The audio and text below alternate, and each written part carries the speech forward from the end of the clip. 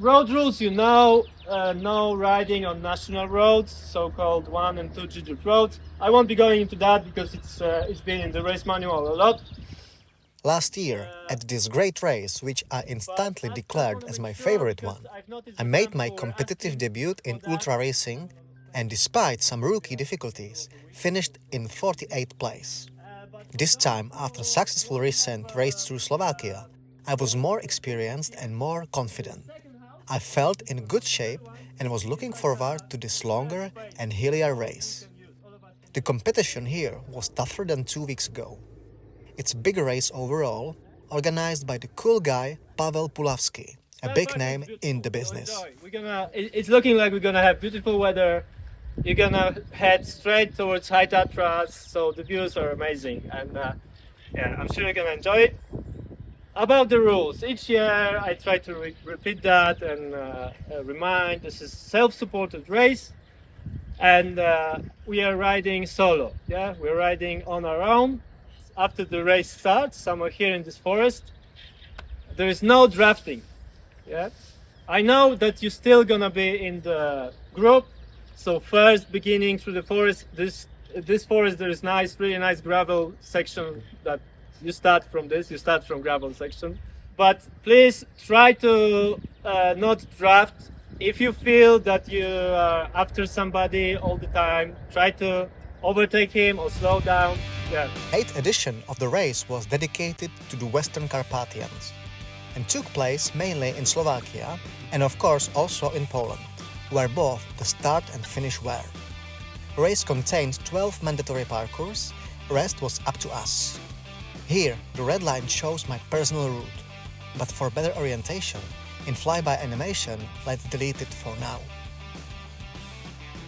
Start was in Novi Targ, and as you can see, the biggest victory contender and really the winner few days later, Tim De Witte with cap number 3 kicked that with no waiting.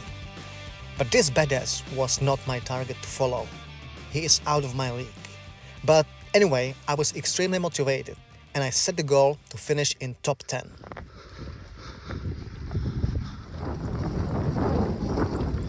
A lot of gravel we tasted this year. Not only mandatory parkours were out of tarmac roads. A lot of times I had to choose some country roads because of logistical reasons. In this kind of races we are determined not only by parkours, but also by bonnet roads.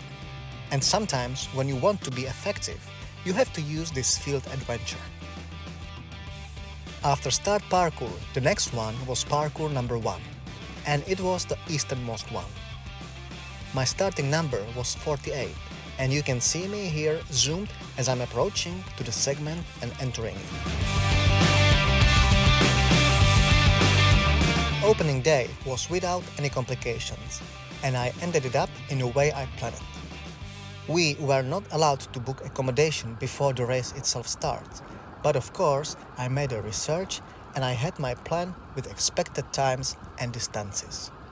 When the race goes further and further, you have to adjust to the body feelings. But for the first day, it is pretty easy job to estimate the end of the ride. So I booked my first hotel during first afternoon exactly as I wanted. Shower, electronics, and a couple of hours of sleeping in clean bed.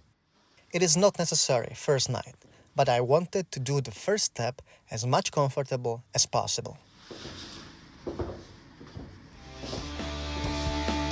360 kilometers and almost 5,000 meters up were solid entering data I achieved. And from the next morning, the real ultra self-supported business was supposed to happen. The first goal of this ride was to pass parkour number 3 and reach the CP1 at the end of parkour number 4. I didn't know it with first pedal stroke of this morning, but my biggest ever ride so far was waiting for me. Day, night, and another day and night in one go was about to become reality. CP1 done. After 35 hours after the race start, I came as a 26th rider for stamp to my racing brevet card. The weather was very hot. Last year we spent a lot of time in coldness and rain. This year, we were facing very high temperatures as the sun was bullying us almost permanently. So the night rides were something like a gift. But of course, there is no escape from the sun during the day, and all of us gained pretty dark skin tone. First night out. Of course, I wasn't moving 100% non-stop. In this case of ride without hotel, I practice usually about 2 or 3 power naps when my eyes become to be tired.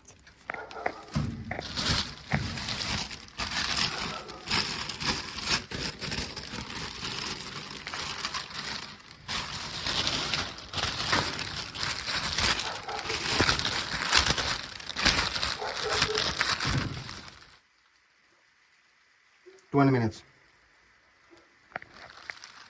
Next task was to pass Žilina and Trenčín and enter the next 2 siblings parkours with CP2 at its very end. The little problem was that parkour 6 was extremely demanding for me. It was very hilly and most of the time out of civilization. And lot of sunbeams, not much shade. Here you can watch number 48 approaching to this hot and hilly party. Control point number 2 was at the top of Velká Javorina, the mountain on Slovak and Czech border. Here we can see. This part of the race brought me to my home country, Czech Republic, for several kilometers, so that was pleasant for me. And not only bike riders were working hard in the forest as visible.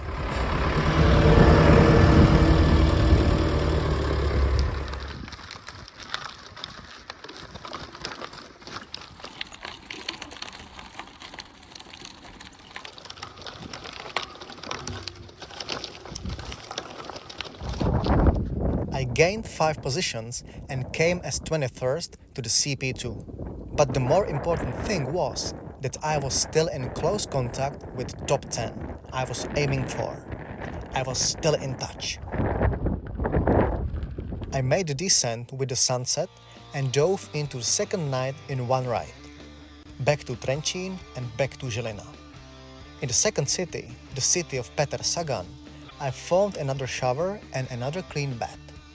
It was 6 in the morning, and when the other people were getting up, I went to bed for a couple of hours. No lying, I was smashed after this monster ride. You know that you are really tired when you have 1 kilometer to complete 700 kilometers in one go, in one ride, and say, oh fuck it.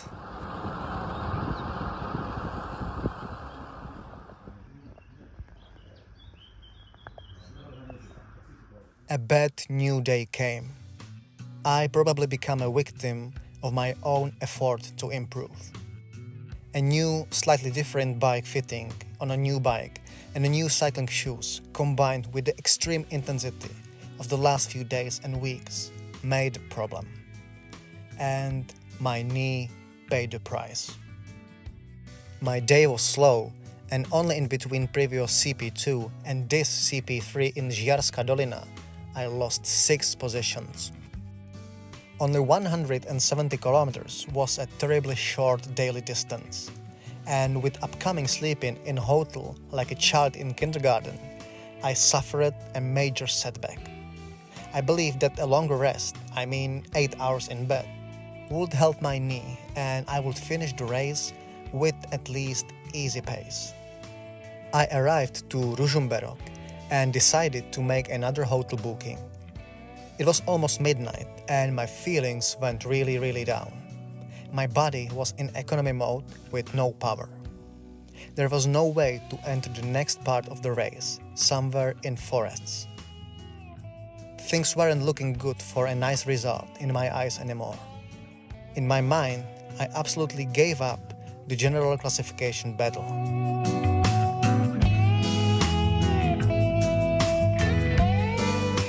Long and deep sleep helped me very significantly, but the knee pain stayed, just in lower intensity. For the rest of the race through Poland, I had to be very careful, especially when climbing, because in the situations my knee was under biggest pressure, and I was getting random bites of sharp pain.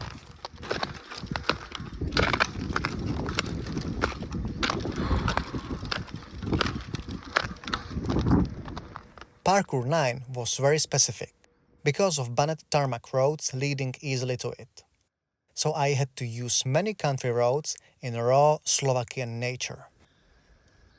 And to make it even worse, I had a crash. Just a moment of inattention in wrong time and I was on the ground. This road barrier surprised me in downhill.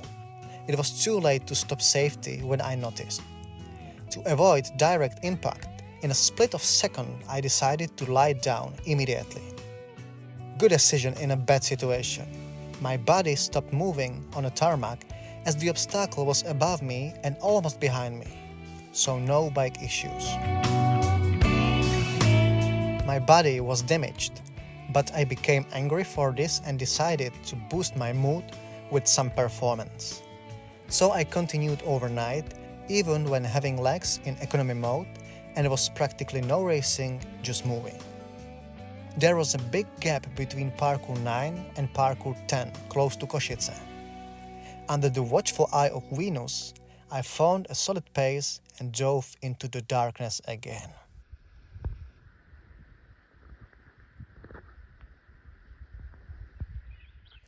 Night ride was successful, but there were some problems about need for sleep. I had several power naps, and I still couldn't recharge my body battery as the sun rose above the horizon again. It took me many hours to wake up to a new day.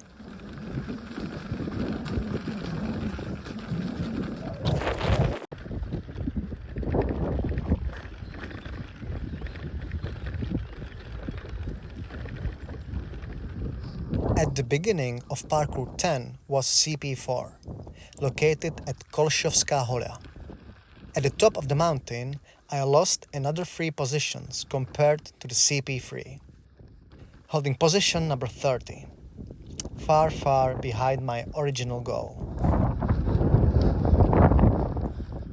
The view was great, but I was not there to chase some views. So the ride of disappointment continued with no joy of this or any other views. The end of this day-night-day ride was in city of Prešov, where I took the shower and had another longer time in bed than expected when competing in race. More than 400 kilometers and 8,000 meters up in this ride were cool, but have a look at the average speed. It was the last oversleep and only less than 200 km were remaining to the end in Nový Targ. The last step, the very last ride in calm pace, with no pressure to the end of the race through Poland number 8. My impressions of this performance were quite ambivalent. The race had a great atmosphere, was very difficult, and was the perfect test of focus, willpower and limits. I was amazed by that again. On the other hand, I hoped for a much better result than 32nd position. And in that way, I feel disappointment. I failed in something what has always been my strength in sports: optimal pacing and energy management. I was too focused on making the top 10, and unfortunately I started the race too aggressively. At the beginning I did over 1,000 hilly kilometers in sharp pace with only 5 hours of sleeping. And then the pain in the knee set in. My body told me I wasn't ready for this, not without proper recovery. I just wasn't ready for such a challenge yet. I had to slow down and finish the rest of the race in economy mode, without putting any pressure on my body. It wasn't a serious injury, but it was the limit that took me out of the serious battle. However, in a different point of view, that's a good thing. I pushed myself just a little outside my own limits, so I know where I actually stand now. With some perspective, I take it calmly and considering it as a great lesson in the University of Ultra Racing. I'm still learning, and this kind of feedback is incredibly important. Even so, I've improved significantly here compared to last year, and that what makes me feel good? The progress is clear.